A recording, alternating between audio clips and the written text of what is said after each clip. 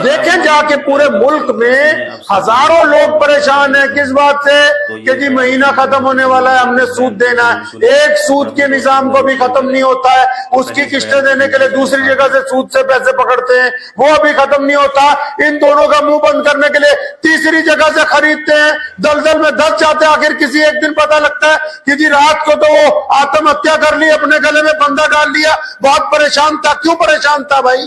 क्योंकि सूद के निजाम ने उसकी जिंदगी को जकड़ लिया अपने, खुशियां खा गया वो निजाम। बहुत सारे लोग आइडिया देते हैं घर पे बैठ के आपको कि फलां काम करो, सूद पे पैसे पकड़ लो। बताओ तो सही, दिल पे हाथ रख के, ऐसे कितने लोग हैं जिन्होंने सूद पर पैसे लेके अपना कोई एम्पायर खड़ा कर लिया, कारोबार खड़ा कर लिया। वो एक आदमी लेके आओ समाज में से जो ये कहता हो कि जी मैंने सूद पे पैसे पकड़े थे, मैं कामयाब हो गया, मैंने सूद पे पैसे पकड़ के दुकान बनाई थी, मैं आज अरबपति हो गया, मैंने सूद पे पैसे पकड़ के रेहड़ी लगाई, आज मेरे पास पैसे। नहीं हो सकता। जिस चीज में बरकत नहीं है, अल्लाह ने जिसको हराम कहा, मोहम्मदुर रसूलुल्लाह ने जिसको हराम कहा, जो इंसानों का खून पीसने के लिए, खून चूसने के लिए बनाई गई हो, आप जब उस गंदगी के जरिए कारोबार करेंगे, उसमें किसी कीमत पर बरकत नहीं आ सकती। दिखाओ तो सही, मुसलमान ही नहीं गैर मुस्लिम भी दिखाओ। दिखाओ कोई सूद पे पैसे जिसने पकड़े हो वो खुशहाल नजर आता हो। कोई एक बंदा बताओ जिसने सूद पर पैसे पकड़े हो वो खुश नजर आता हो, जिसने सूद पर पैसे पकड़े हो उसका काम बहुत अच्छा चल रहा हो। यह आपको बात समझा कौन रहा है कि किश्तों के ऊपर खुशियां खरीदो? खुशियां अपने दिल और रूह की ताकत के साथ खरीदी जाती हैं, दूसरों का कर्जदार होने से नहीं। मुल्क में आज तक, पूरी दुनिया में आज तक जितनी भी आजादी की लड़ाइयां लड़ी गई, वो इसलिए नहीं लड़ी गई क्यों? क्या दूसरों के राज के अंदर इंसान खाता पीता नहीं, सांस नहीं लेता, कपड़ा नहीं पहनता? नहीं नहीं, क्योंकि अपनी आजादी, अपनी खुद मुख्तारी बड़ी अहमियत रखती है। उसमें इंसान चाहे बेहतरीन खाए, चाहे फाके के साथ रहे, वो किसी का मोहताज नहीं होता है। उन खुशियों का क्या करना है जो दूसरों की मोहताज हो? जहां हर आए दिन सुबह को मसला खड़ा हो कि आज फलां वाले के महीने के सूद के पैसे देने, आज फलां वाले के महीने के सूद के पैसे देने। मुल्क में कई जगह रवाज चला, वो इज्तिमाई तौर पर सूद देने लगे। पूरे के पूरे गांव में एक एक घर को भी पूरे घर वाले इकट्ठे ले लो। अब दे नहीं पा रहे, उनकी औरतें जा रही हैं।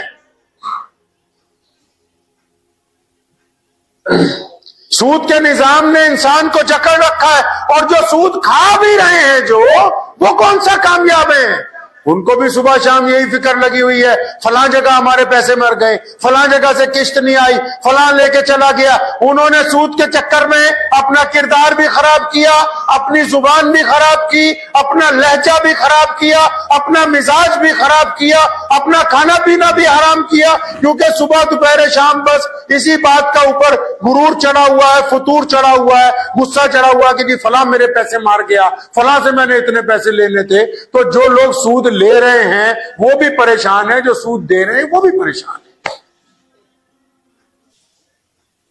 अल्लाह करीम ने इसको मना फरमाया। एक बहुत बड़े बुजुर्ग है, नाम मेरे जहन में नहीं आ रहा, गुजरे जा रहे थे तो कसाई की दुकान के आगे से, तो कसाई जानने वाला था, कहने लगा मियाँ आज बहुत बेहतरीन जानवर बनाया है, कुछ ले जाओ गोश्त घर के लिए 2-4 किलो। तो उन्होंने जेब में हाथ डाला, फरमाने लगे नहीं यार आज पैसे हैं नहीं, मैं कल लेके जाऊंगा। तो कहने लगा कोई बात नहीं, उधार ले जाओ, पैसे आ जाएंगे, पैसे कल आ जाएंगे। तो हजरत फरमाते क्यों? जो उधार तेरे साथ करना है अपने पेट के साथ ना कर लूं? जो उधार मैंने तुम्हारी दुकान से करना है अपने मिजाज से ना कर लूं, अपने दिल से ना कर लूं, अपने दिमाग से ना कर लूं, अपने बच्चों को ना समझा लूं, अपनी बीवी को ना समझा लूं कि उधार से लाई हुई खुशियां कामयाबी की जामिन नहीं होंगी कल को। सूद का निजाम रिश्तेदारियां खत्म कर रहा है, सूद का निजाम दोस्तियां तोड़ रहा है, सूद का निजाम ताल्लुकात खत्म कर रहा है, सूद का निजाम आपस के सलाम दुआ को बंद कर रहा है, सूद का तो निजाम जिनसे पुरानी दोस्तियां थी उनसे पैसे सूद के ऊपर पकड़ लिए उनको खत्म कर रहा है। तो अल्लाह करीम ने इसीलिए इसको हराम करार दिया कि इसमें बरकत नहीं है, इस काम से हट जाओ पीछे। और आखिर सूद यहां तक पहुंचता है कि इंसान को अपना जिस्म बेचने के लिए मजबूर कर देता है। या तो लोग बहुत ज्यादा पैसा आने पर दूसरों के साथ अय्याशी करते हैं, या बहुत ज्यादा गुर्बत आने पर अपने जिस्म का सौदा दूसरों के साथ करते हैं। सूद वो निजाम है जो आपको ज़हनी तौर पर भी जिस्मानी तौर पर भी लाचार करता है, मजबूर करता है, दूसरे का गुलाम बनाता है। कितने लोग हैं रोजाना अखबारात में आता है कि जी आज उन्होंने, कितने किसान हैं, कितने मजदूर हैं, पढ़िए अखबार। बैंकों के निजाम ने उनको जकड़ लिया अपने अंदर, सूदखोरों ने उनके गिर्द अपना पंजा मजबूत कर लिया। वो जो कल तक इज्जत की रोटी खाते थे आज बेहतरीन मकान में रहने के बावजूद उनको फिक्र लगी हुई है कि अगर हमने वापस टाइम पे पैसा कर्जा नहीं उतारा तो हमारा सब कुछ लुट जाएगा। तो इस निजाम ने उनके जीने को हराम करार दे दिया। अल्लाह करीम ने इसे हराम कहा। और अगर आज कोई मुसलमान, अगर आप सूद का काम कर रहे हैं और आपको ऐसा लगता है कि मैं नमाजी हूं, मैं परहेजगार हूं, मैं मुत्तकी हूं, तो ये आपकी गलतफहमी है। आप अगर किसी मौलवी को राजी भी कर लें ये समझाने के लिए कि जी सूद के पैसों से मैं इस्तिंजा खाने बनवा दूंगा, सूद के पैसों से फलां की बेटी की शादी करवा दूंगा, तुम जो मर्जी कर लो, जिस चीज को अल्लाह और उसके रसूल सल्लल्लाहु अलैहि वसल्लम ने हराम करार दे दिया वो हलाल हो ही नहीं सकती है। अब वो किसी कीमत पर हलाल बनने वाली नहीं है। आप जो मर्जी करते रहें, आपके कहने से हराम हलाल नहीं बनेगी। जिस हराम काम की तबाहकारियां इतनी हैं कि उसने माशरे को बर्बाद करके रख दिया। अब इंसान तो खरीदे नहीं जाते, लेकिन जो जिससे कर्जा ले लेता है सूद पर, उनको पूछो वो अपने दिल पे हाथ रख के बताएं क्या उनमें हिम्मत है कि वो अपनी जगह को छोड़ के आगे पीछे हो सकते हैं? क्या उनमें हिम्मत है कि उस कर्जदार का कर्ज देने से पहले वो भाग सकते हैं? क्या उनमें हिम्मत है कि उस कर्जदार का कर्ज देने से पहले वो अपना घर बना सकते हैं या बेहतरीन कपड़े पहन सकते हैं? उन्होंने अपनी खुशियां, अपना जिस्म, अपनी इज्जत, अपना वकार, अपना सब कुछ सूद लेने वाले के हाथ बेच दिया। और वो रोजाना सुबह पे आके दरवाजे पर खड़ा होकर इनकी बेइज्जती करता है और इनको अपना सर झुका के उन बातों को सुनना होता है, क्योंकि इन्होंने हराम काम करके अल्लाह और उसके रसूल की नाफरमानी को सिर पर लिया है। वो सारे बाजार इनकी बेइज्जती करता है और उसके बाद ये खामोश है। खामोश क्यों है? अरे नबी अलैहिस्सलाम ने जब कह दिया कि 73 तरह की बदकारियां, 73 तरह के गुनाह, 73 तरह की नाकामियां, 73 तरह की बुराइयां तुम्हारे साथ आ जाएंगी अगर तुम सूद को लेने का और देने का काम करोगे। जब तुम्हें मोहम्मदुर रसूलुल्लाह सल्लल्लाहु अलैहि वसल्लम इस बात के लिए खबरदार कर चुके हैं, उसके बावजूद अगर तुम दलदल की तरफ जाओगे तो जाहिर सी बात है कि उस दलदल के अंदर गिर जाओगे। उससे बच कैसे सकते हो?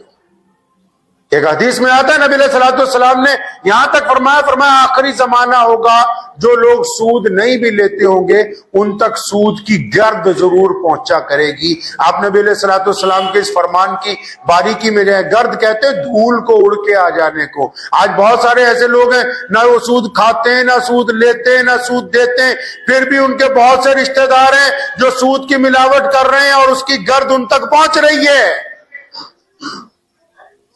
मोहम्मद रसूलुल्लाह सल्लल्लाहु अलैहि वसल्लम ने यह बात 1450 साल पहले बता दी। सिर्फ मुसलमान ही नहीं, दुनिया के सारे इंसानों को अल्लाह के नबी अलैहि सलाम ने कहा कि सूदखोरी से पीछे हट जाओ। यह सूदखोरी सिर्फ पैसों का सौदा नहीं है, इंसान के जमीर का सौदा है, इंसान के जिस्म का सौदा है, इंसान के जज्बात का सौदा है, इंसान की इज्जतों का सौदा है। अगर ये सिर्फ पैसे का सौदा होता तो इस्लाम इसको जायज करार दे देता, लेकिन ये सूदखोरी इंसान की खुशियों को निचोड़ के उसको फांसी के फंदे तक लेके जाता है, उसको आत्महत्या के लिए मजबूर करता है। इसलिए मोहम्मद रसूलुल्लाह सल्लल्लाहु अलैहि वसल्लम ने तमाम इंसानों को खबरदार किया कि इस काम के साथ पीछे हट जाओ। अपने गिरेबान में झांकिए, ज्यादा उधार खुशियां लेके जीने की कोशिश मत कीजिए। सड़क पे जाइए, सख्त सर्दी में कुछ लोग पुलों के नीचे बैठे गप्पे मार रहे हैं, गप्पे हंस रहे हैं, मुस्कुरा रहे हैं। खुशियों का ताल्लुक पैसे से नहीं है, दौलत से नहीं, महलों से नहीं। महलों में तो जो लोग सोते हैं उनको नींद नहीं आती, रात को 2-2, 4-4 दफा गोलियां खाते हैं, उसके बावजूद नहीं नींद आती। और सुबह को जब सारी दुनिया उठ के लुत्फ लेती है सुबह सवेर का, उस वक्त वो मुर्दे की तरह सोए रहते हैं जब तक सूरज आधी दोपहर तक नहीं पहुंच सकता। उधार की खुशियां मत खरीदो, उधार के रिश्ते ना बनाओ, उधार की यारियां ना लगाओ। मोहम्मद रसूलुल्लाह सल्लल्लाहु अलैहि वसल्लम ने इन बातों से मना किया। अगर ताल्लुक बनाने हैं तो इखलास के ऊपर होने चाहिए, उनमें सूदखोरी का, मतलब खोरी का कोई भी चीज बीच में शामिल नहीं होनी चाहिए। प्यारे पैगंबर अलैहिस्सलातु वस्सलाम आपको जीने का रास्ता बता रहे हैं। देखे तो सही कितनी बारीकी की बातें इस्लाम करता है। पूरी दुनिया में लोगों ने बढ़ावा दिया सेविंग्स अकाउंट को, इस्लाम ने कहा नहीं। आज वर्ल्ड इंडेक्स में चले जाओ, इस्लामी मुल्कों में आत्महत्या की रेशो 0% है। मुसलमानों में खुदकुशी की रेशो 0%। और जिन्होंने सूद को जायज करार दिया, जिन्होंने सूद के लिए मेले लगाए, जिन्होंने कहा कर्जा ले लो, मेला लगा रहे, जाके पूछो उनसे कि उनके माशरे में, उनके इलाके में, उनके घरों में आए दिन एक जनाजा उठता है। वो इसलिए उठता है क्योंकि ये कर्ज के अंदर दब गया, ये कर्ज के अंदर मर गया, इसको कर्ज अदा करने के लिए पैसे नहीं थे। मोहम्मद रसूलुल्लाह सल्लल्लाहु अलैहि वसल्लम ने इंसानों की हर उस बला से हिफाजत की है जो आने वाले दौर में भी इंसानों को तकलीफ पहुंचा सकती थी। रसूलुल्लाह सल्लल्लाहु अलैहि वसल्लम ने 1450